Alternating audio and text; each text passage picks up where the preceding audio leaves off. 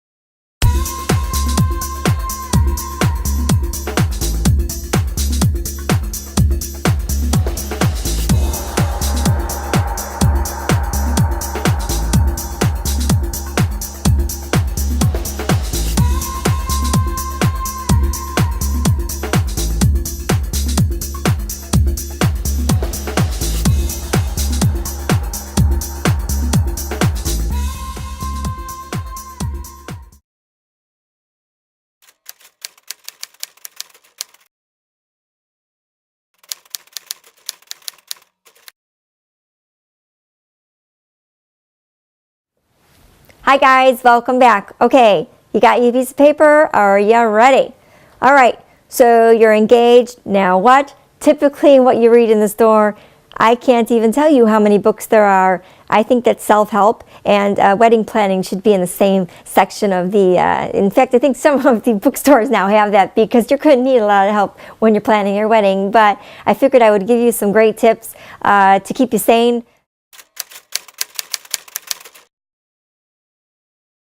So you're engaged. Now, I have a lot of clients, I'll tell you, they come to my office. I've actually gotten phone calls. You guys will love this one. I have phone calls of brides that'll ask me, well, how many years in advance does it take to, have your services on hold, put a deposit? Well, I don't really plan more than 2 years out. Half the time, I don't even know what I'm doing a year from now. So if you're going to ask me 3 years from now, I have no clue. I could be cleaning the bathrooms at some venue hall if I continue to do videos like this for all I know. Anyway, the first thing I'd like you to do is to think about a budget.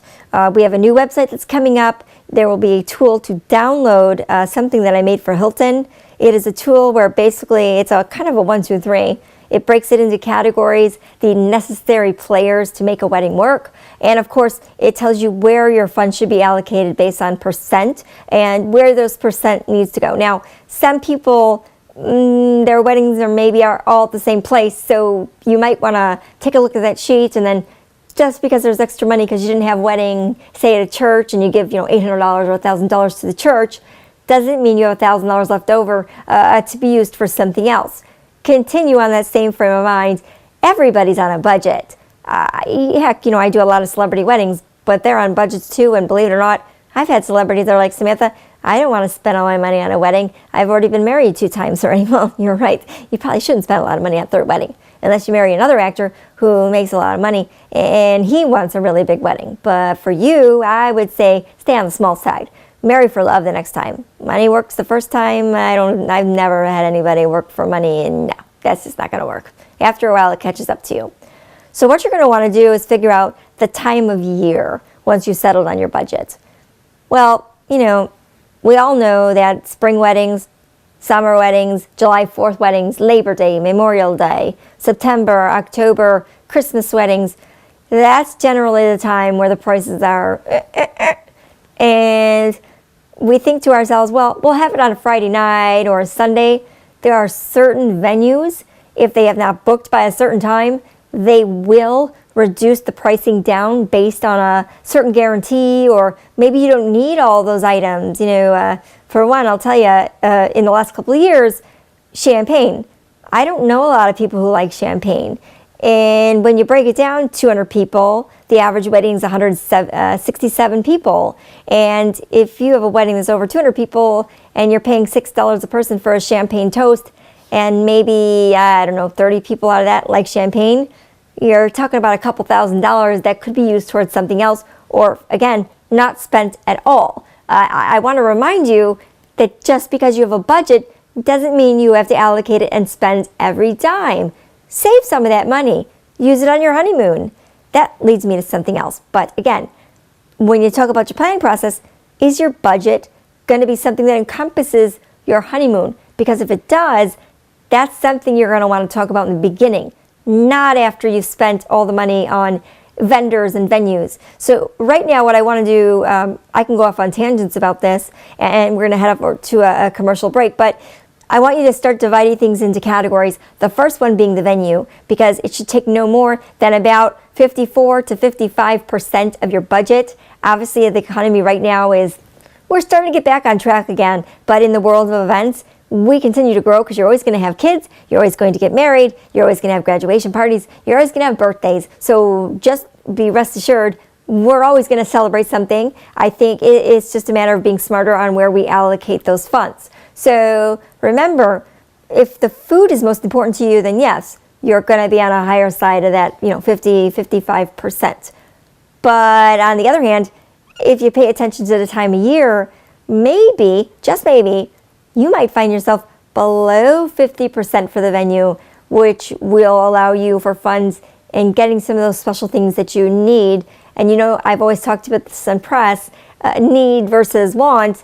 That's where this comes into play. Well, yeah, I need a pair of Jimmy Choo shoes and Louboutins and Betsy Johnson and more, but do I really need it for the wedding is the question, and that's a question you should be asking yourself.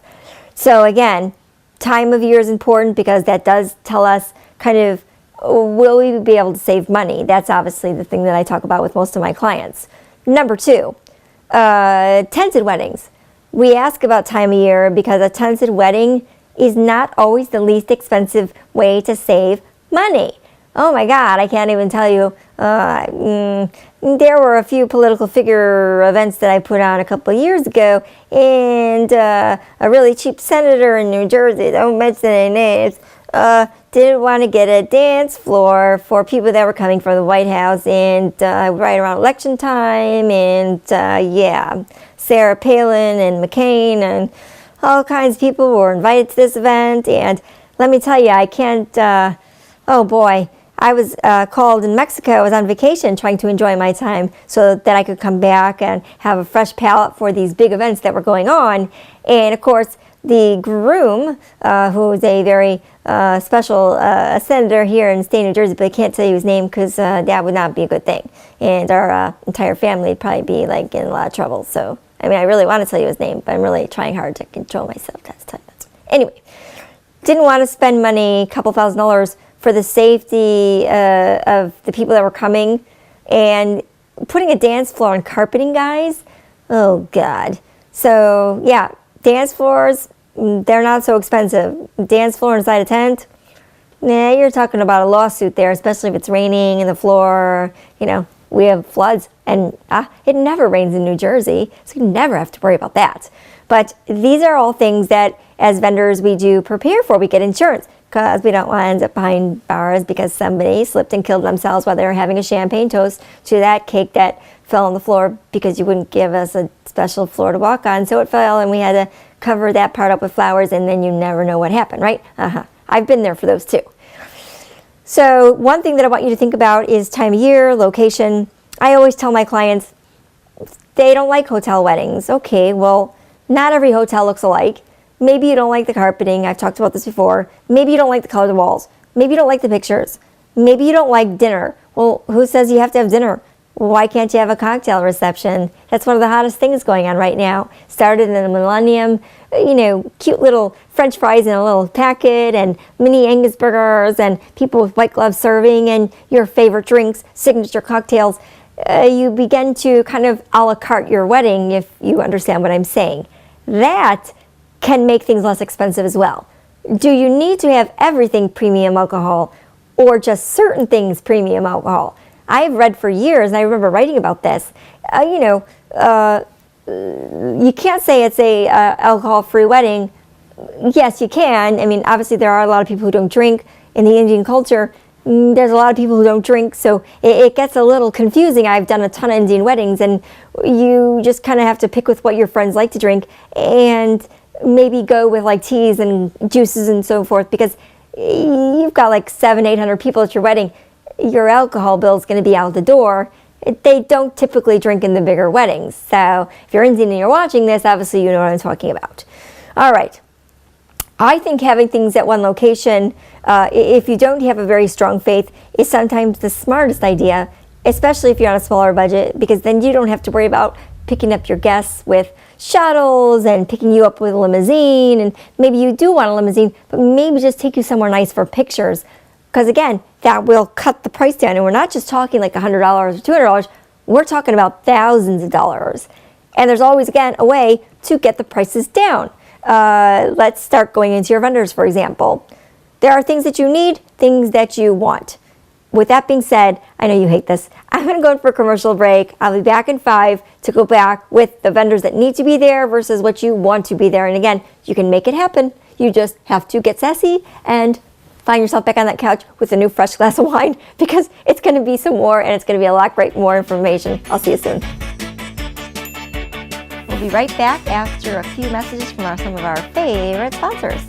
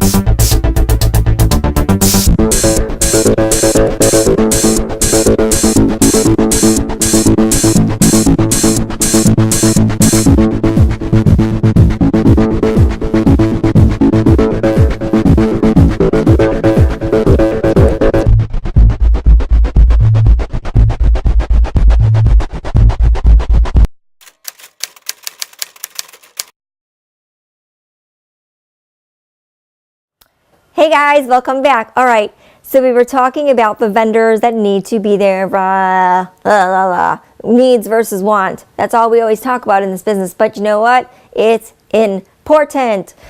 There's one thing that was brought up last year in one of my conferences. We talked about wedding insurance for the bride and groom. I think if you have some pretty significant things going on in your family, if somebody's ill, it might not be a bad idea to look into it. Some people say get into wedding insurance because what about your vendor? Well, I'm going to be perfectly honest with you guys. If you have a cinematographer, a videographer, a friend, or somebody that you haven't really tested out in some capacity, And granted, I'm not saying they're bad people, but if they don't have insurance and you have insurance, or you both have insurance, if they don't have a formula of, I was just talking to my cameraman, Alex, about this, if there's no form of insurance, meaning a backup, they're not going to be able to bring back your wedding video. And that's the same as photographers. And these are two things that you really do need to have. Some people say, well, we're on a small budget, so no, not the video. We'll just go with the better photography. At the end of your wedding, there are people that give you gifts. And yes, they are financial gifts. So why not make your decision after the wedding with the books and the different things that you get? Same with video. You can contact a videographer, maybe somebody that tapes someone on television like myself for a living, or maybe somebody that does a lot of commercial. They are experienced, maybe they just haven't done weddings. The footage is really what I'm talking about, and editing it. So maybe you can't afford to have it edited, but I highly recommend that you speak to a trained, in some capacity, videographer who might be able to work with you, maybe taping less hours at your event, or maybe not doing editing, minimal editing, to cut back on the budget to start with. I assure you, there's not one vendor that I don't work with that wouldn't be happy to do more business after your initial transition to do better editing, and you can afford it and less stress on you. But I will tell you something, if you decide on not having a videographer, you don't have a way to get that back. So before you say no to video, say yes, because you'll never see people in a live state like that again. You don't typically videotape funerals, do ya? I know I've had sadly a couple people in my life who wanted us to celebrate at their funeral instead of, being melancholy, which is a very hard thing to do. But again, I don't think they'd want someone with a videotape there, because they'd be there, look at Sarah Kim, they're getting bombed and dancing around at Grandpa Joe's funeral. That's not going to happen, people. That's going to be a little wacky, right? Yeah. Maybe that will happen in some other state. That's not going to happen out here on the East Coast or the West Coast or the Midwest. And yeah, I don't know. Maybe they'll come up with a reality show about it, but that's not certainly I'm going to be engaging in. Okay.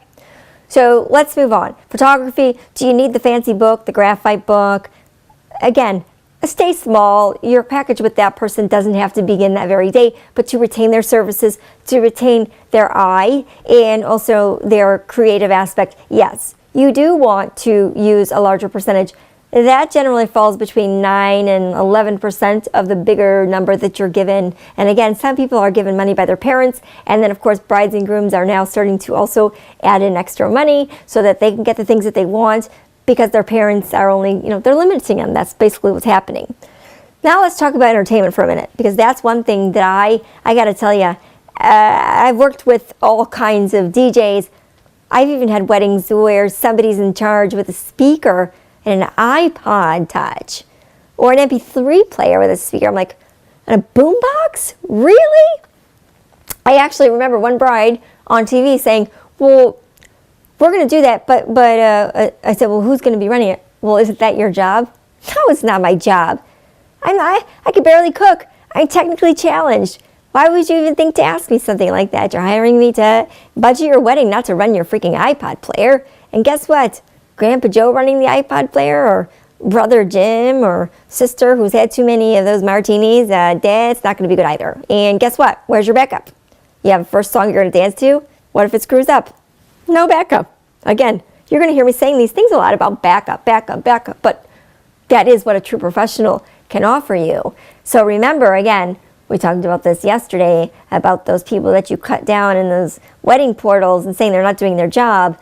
That's not necessarily true. And there's always two sides to every story. But again, the trained professionals will do the very best that they can to keep you happy.